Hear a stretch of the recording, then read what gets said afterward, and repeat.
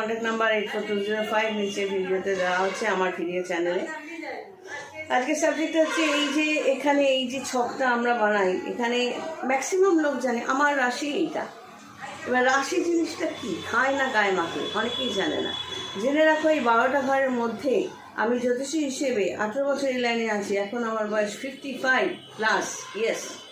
তো এখানে আমি বলছি যে আমার এত বছরের অভিজ্ঞতায় বলছি যে ফার্স্ট হচ্ছে রাশি, চন্দ্রমা মানে চন্দ্র কোন ঘরে আছে।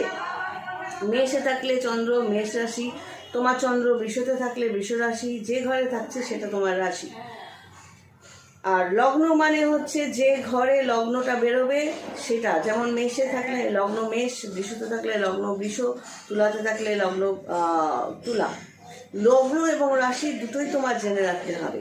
লগ্ন মানে হচ্ছে মাথা থেকে পা পর্যন্ত তুমি দেখতে কীরকম হবে, স্কিন কালার কেমন হবে, তোমার ব্যবহার কেমন হবে, শিক্ষাগত যোগ্যতা কেমন হবে, কতটা মানসিক জোর আছে, এটসেট্রা এটসেট্রা, কতটা ইনকাম হবে, কতটা লড়াই করতে পারবে, সব কিছু লগ্ন। এর সাথে থাকে রাশির জোর, চন্দ্র।